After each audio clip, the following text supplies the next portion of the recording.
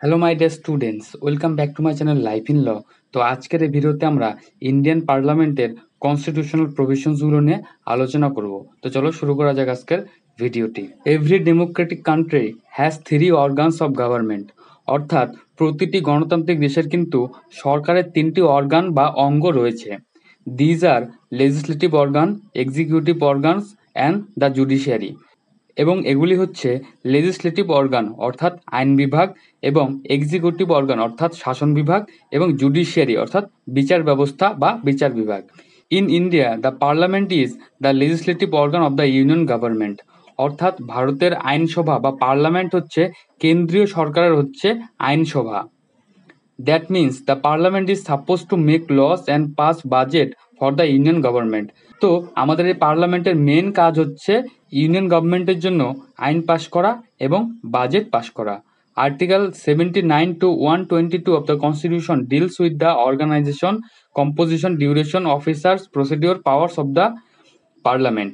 তো কনস্টিটিউশনের 79 থেকে 122 এই যে আর্টিকেলগুলো রয়েছে, এই আর্টিকেলগুলোর মধ্যে পার্লামেন্টের অর্গানাইজেশন, কম্পোজিশন অর্থাৎ গঠন, ডিউরেশন সময়কাল, প্রসিডিওর অর্থাৎ প্রসেস বা কি পদ্ধতিতে কাজ করবে সেই পদ্ধতি, এবং পাওয়ার্স অর্থাৎ পার্লামেন্টের কি কি পাওয়ার থাকবে সেগুলো নিয়ে আলোচনা করা হয়েছে। The concept of parliamentary form of government was taken from the UK constitution, অর্থাৎ ভারতে যে পার্লামেন্টারি শাসন ব্যবস্থা গ্রহণ করা হয়েছে তা হচ্ছে ইউকে অর্থাৎ ব্রিটেনের সংবিধান থেকে কিন্তু গ্রহণ করা হয়েছে। এবার আমরা ইন্ডিয়ান পার্লামেন্টের কম্পোজিশন অর্থাৎ গঠন নিয়ে আলোচনা করব। The parliament is consist of three elements, অর্থাৎ ভারতের যে পার্লামেন্ট বা আইনসভা রয়েছে সেটি তিনটি উপাদান দিয়ে গঠিত। প্রথমটি হচ্ছে দ্য প্রেসিডেন্ট অফ ইন্ডিয়া, অর্থাৎ ভারতের রাষ্ট্রপতি, অ্যান্ড লোকসভা অর্থাৎ লোকসভা এবং রাজ্যসভা।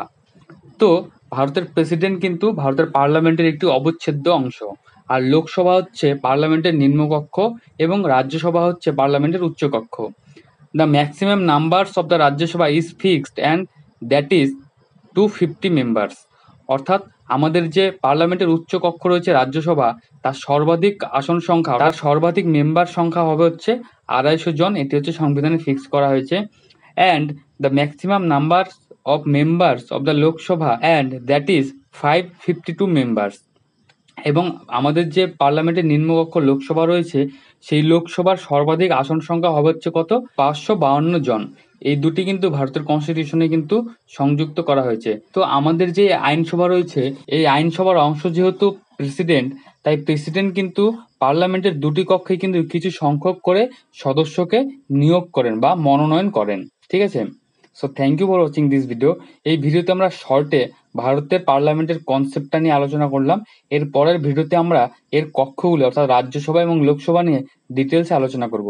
তো তোমরা যদি চ্যানেলটি নতুন হয়ে থাকো তাহলে এখনই সাবস্ক্রাইব করো এবং তোমাদের বন্ধুদের সঙ্গে শেয়ার করো। Thank you.